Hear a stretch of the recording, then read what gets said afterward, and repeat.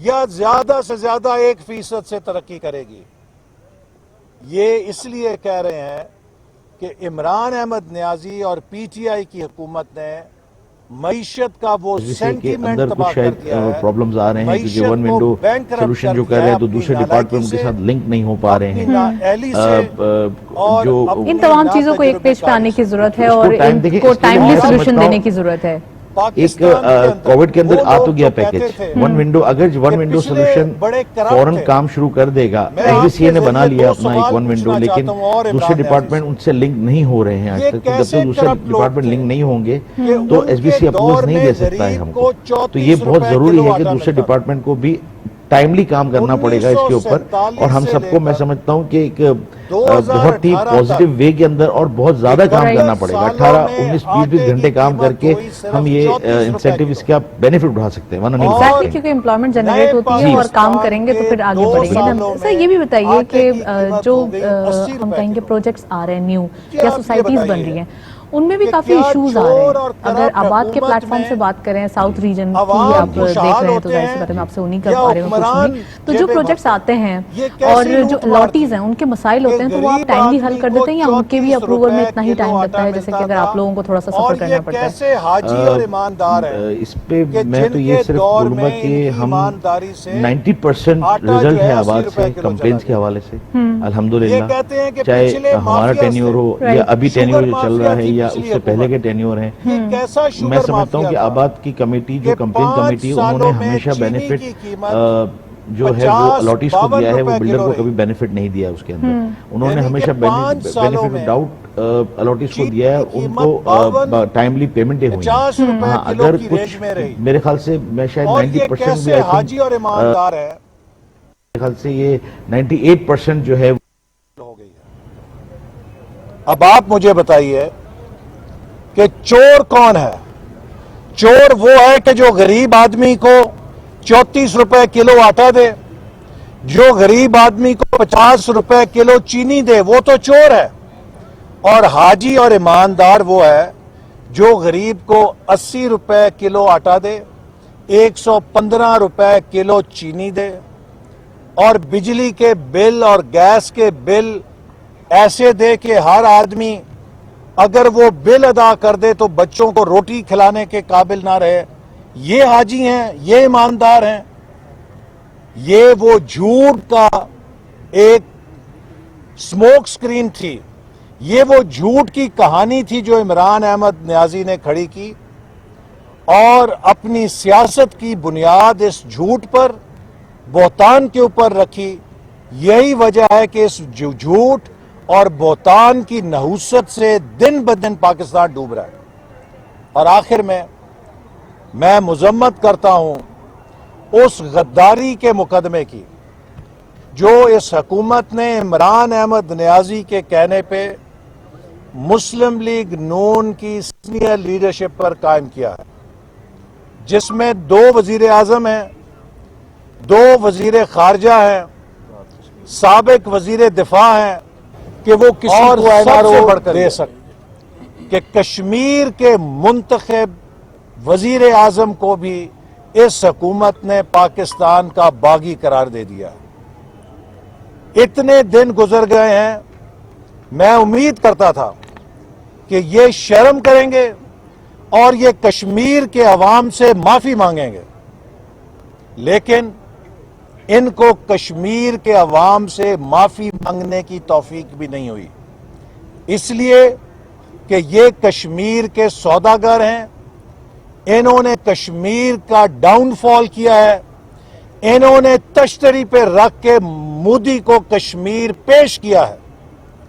اس لیے کہ میں یہ نہیں مان سکتا کہ پاکستان اتنا کمزور ہو گیا ہے، پاکستان کی ہیبت میں اتنی کمی آ گئی ہے کہ مودی پاکستان سے ڈرے بغیر، پاکستان کی ہیبت کو سوچے بغیر کشمیر پہ اتنا بڑا انتہائی قدم اٹھا لے.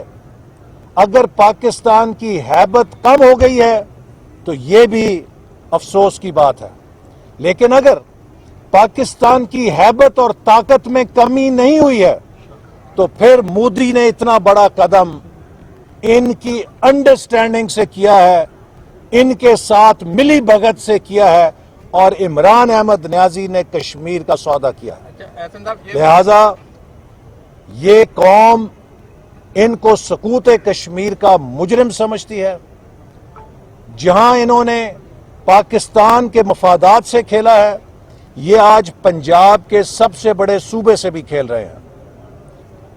وسیم اکرم پلس حکومت نے پنجاب کے ہر شعبے کو تباہ کر دیا. صحت تباہ ہو گئی ہے, غریب آدمی کا مفت علاج ختم ہو گیا ہے, تعلیم تباہ ہو گئی ہے, انفراسٹرکچر تباہ ہو گیا ہے. لاہور شہر جو ایشیا کا خوبصورت ترین شہر بن گیا تھا, آج گندگی کے ڈھیر لگے ہوئے ہیں چپے چپے کے اوپر.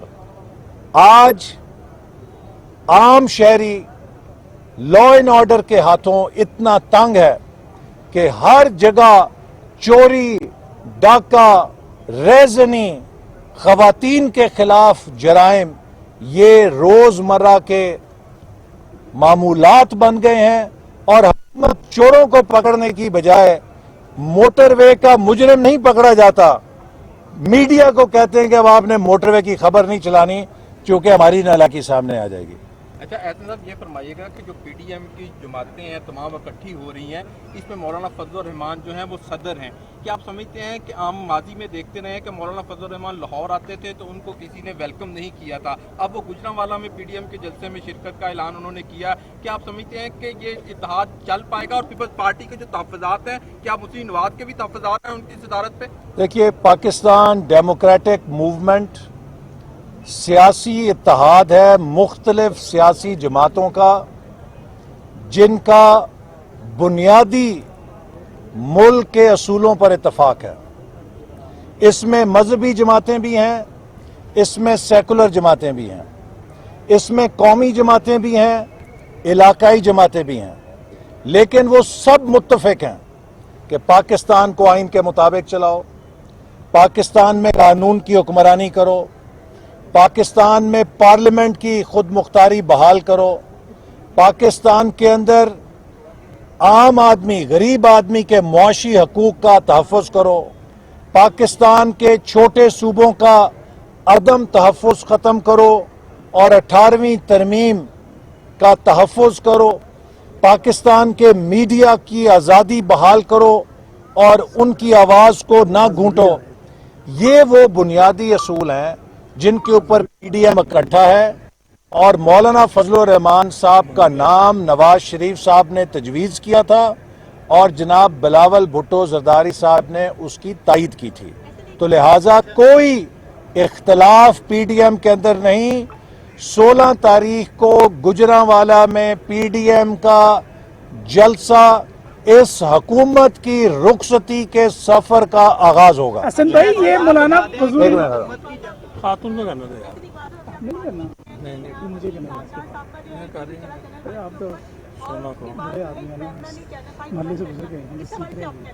دیکھیے, اس وقت حکومت پیمرا کو میڈیا کی آواز دبانے کے لیے استعمال کر رہی ہے, سینسرشپ عائد کی ہوئی ہے, اور جس ملک کے اندر آواز دبائی جاتی ہے, گھٹن پیدا کی جاتی ہے, وہاں پر پھر انتہا پسندی کے رویے زور پکڑتے ہیں. لہٰذا ہم سمجھتے ہیں کہ اس ملک میں اختلاف رائے کو برداشت کرنا چاہیے, اور ہماری جدوجہد صرف سیاسی نہیں ہے, یہ میڈیا کی آزادی کی بھی ہے, یہ قانون کی حکمرانی کی بھی ہے. اور مجھے یقین ہے کہ پی ڈی ایم کے ساتھ تمام پاکستان کے وکلاء, پی ڈی ایم کے ساتھ تمام پاکستان کے صحافی, پی ڈی ایم کے ساتھ تمام پاکستان کے مزدور, تمام پاکستان کے کسان, تمام پاکستان کے غریب اور تمام پاکستان کے نوجوان بھرپور شریک ہوں گے. بہت شکریہ. دو سوال کے ساتھ سن لیجیے گا. مولانا غیاث الدین نے کہا ہے کہ آپ جماعت اسلامی سے مسلم لیگ نون میں آئے, جب آپ مسلم لیگ نون میں آئے تو آپ کی ٹانگیں جو ہیں وہ تھر تھر کانپ رہی تھیں, اور جنہوں نے آرمی چیف کی ایکسٹینشن میں ووٹ دیا پہلے ان کو تو نوٹس دیں, پھر ہمیں نوٹس بھجوائیں, اور جب ڈنڈے والوں کی بات آتی ہے تو آپ سلنڈر کر جاتے ہیں, جب عام کارکن کی بات آتی ہے تو انہیں پارٹی سے نکال دیتے ہیں. 1988 میں نے سیاست کا آغاز کیا, اور میری پہلی جماعت مسلم لیگ نون تھی. اور اللہ سے دعا ہے کہ آخری جماعت بھی مسلم لیگ نون ہی ہو. احسن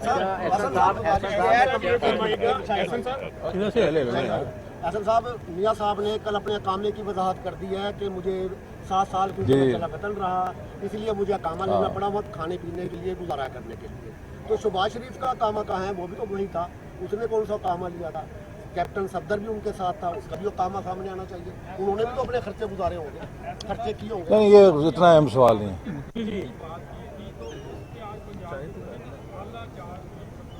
جی دیکھیے، یہ جو آج پنجاب حکومت نے کارروائی کی ہے، اس سے ثابت ہو گیا ہے کہ یہ مقدمہ وزیر اعظم کی ہدایت پہ قائم کیا گیا ہے.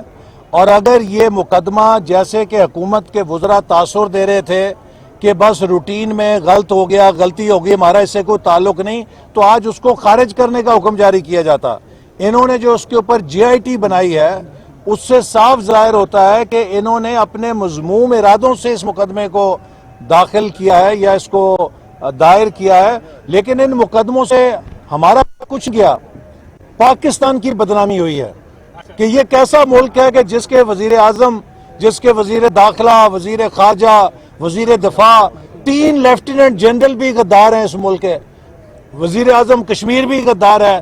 یہ انہوں نے پاکستان کی بدنامی کی ہے صرف اپنی سیاست کے لیے. لیکن ان مقدموں اور ایف آئی آروں سے اب ہمارے قدم رکنے والے نہیں ہیں. انشاءاللہ تعالی 16 اکتوبر کو گجرانوالہ سے جو قافلہ شروع ہوگا، 18 اکتوبر کو کراچی میں اس سے بڑا جلسہ ہوگا، اس کے بعد 25 اکتوبر کو کوئٹہ میں اس سے بڑا ہوگا، 22 نومبر کو پشاور میں ہوگا، اور پھر 13 دسمبر کو جب لاہور کا جلسہ ہوگا تو یہ ویسے ہی میرا خیال ہے سب حکومت چھوڑ کے بھاگ جائیں گے. احسن صاحب، آخری سوال ہے، ڈیل کی باتیں جو ہیں وہ بہت زیادہ ہو رہی ہیں. میاں نواز شریف صاحب جب باہر گئے تھے تو ان کی طبیعت جو ہے وہ بہت زیادہ خراب تھی. اس حوالے سے بیانات حکومت کی طرف سے بھی اور آپ کی طرف سے یہی آ رہے تھے کہ خدا نہ خواستہ کسی بھی وقت کچھ ہو سکتا ہے. اب میاں نواز شریف صاحب کی جو طبیعت ہے وہ کیسی ہے؟ میاں صاحب جب خطاب کرتے ہیں الحمدللہ ہمیں نظر آتا ہے کہ وہ بڑے بہترین ہیں، اچھی پوزیشن میں ہیں. بی بی بھی جو ہے مریم نواز، وہ بہت لمبا عرصہ خاموش رہی. آپ کے کارکن، آپ کے رہنما، عوام آپ سے پوچھنا چاہتی ہے یہ مہنگائی، یہ ساری دیکھیے میں آپ سے، دیکھیے میں اس بات کو، دیکھیے میں اس بات کو کئی دفعہ واضح کر چکا ہوں کہ ہم اگر وہی کچھ کرتے جو انہوں نے ہمارے ساتھ کیا ہے تو کل کو یہ لوگوں کو کہتے کہ ہماری حکومت چلنے نہیں دیا. ہم نے بھی یہ سوچ سمجھ کے فیصلہ کیا تھا کہ انہیں ایک، اب چونکہ یہ مرحلہ آ گیا ہے، دھاندلی ہو گئی ہے اور انہیں مسلط کر دیا گیا ہے، تو اس بلف کو کال کرنے کا ایک ہی طریقہ ہے کہ انہیں ایکسپوز کیا جائے اور انہیں موقع دیا جائے کہ عمران احمد نیازی قوم کو بتائیں کہ وہ جو 22 سال کی تیاری تھی وہ کس بات کی تیاری تھی. اب پتہ چلا ہے کہ 22 سال سے یہ تیاری کر رہے تھے کہ آٹا 80 روپے کلو کیسے ہوگا اور چینی 115 روپے کلو کیسے ہوگی. ان کی جو تھنک ٹینک تھے انہوں نے کیا سوچ کے رکھا تھا. ان کی جو ٹیم ہے وہ ہم دیکھیں کہ کون سی ان کی ٹیم ہے جو یہ کہتے ہیں کہ بڑی قابل ٹیم ہے جو میں نے اکٹھی کی ہے. یہ جو کہتے ہیں کہ ہم بڑے دیانتدار ہیں، عمران نیازی کہتا تھا کہ ہر سال 3000 ارب روپیہ کرپشن کی نظر ہوتا ہے. کہتا تھا کہ نہیں کہتا تھا؟ ہاں جی، 3000 ارب 2 سال ہو گئے نا. وہ 6000 ارب جو ہے جو انہوں نے بچایا ہے وہ کس کی جیب میں گیا؟ کو بتائے. خزانے میں تو وہ نہیں آیا، وہ کدھر گیا؟ سو یہ جھوٹی کہانیاں بنا بنا کے انہوں نے قوم کو جو چورن بیچا تھا، اب اس کی اصلیت سامنے اس لیے آ گئی ہے کہ ہم نے ان کو ایکسپوز کیا. شہباز شریف صاحب سے متعلق سوال ہے کہ نیب والے الزام لگاتے ہیں کہ نہ وہ سوالوں کے جواب دیتے ہیں، نہ وہ تفتیش میں تعاون کرتے ہیں، اور دوسری طرف اپوزیشن یہ الزام لگاتی ہے کہ وہ اپنی مرضی سے نیب کے حوالات میں گئے ہیں تاکہ اس ساری تحریک سے بچ سکے، اور ان کے اوپر جو ایک الزام ہے کہ وہ اسٹیبلشمنٹ کے ساتھ مل کر کھیلنا چاہتے ہیں. سوال یہ ہے دیجیے گا کہ مریم نواز صاحبہ کراچی جلسے میں بھی جائیں گے یا نہیں؟ دیکھیے جو پی ڈی ایم کے سارے جلسے مرکزی ہیں ان میں تمام جو مرکزی قیادت ہے وہ شرکت کرے گی. شہباز شریف صاحب کے بارے میں جو آپ نے کہا، یہ ایک انوکھا قانون ہے کہ نیب نے ریفرنس دائر کر دیا ہے اس کا ٹرائل شروع ہو گیا ہے. اب جو سوال جواب ہونے وہ عدالت کے اندر ہونے ہیں. نیب کے پاس تو کوئی سوال پوچھنے کے لیے رہ نہیں گیا چونکہ انہوں نے تو ریفرنس دائر کر دیا ہے. یہ تو انہوں نے صرف ایک دھکا شاہی کی ہے جس کا مقصد گلگت بلتستان میں انتخابات میں پری پول ریگنگ کرنا تھا تاکہ مسلم لیگ نون کے صدر کو گرفتار کر کے پارٹی کو غیر مؤثر کیا جا سکے انتخابی مہم کے لیے. بہت شکریہ.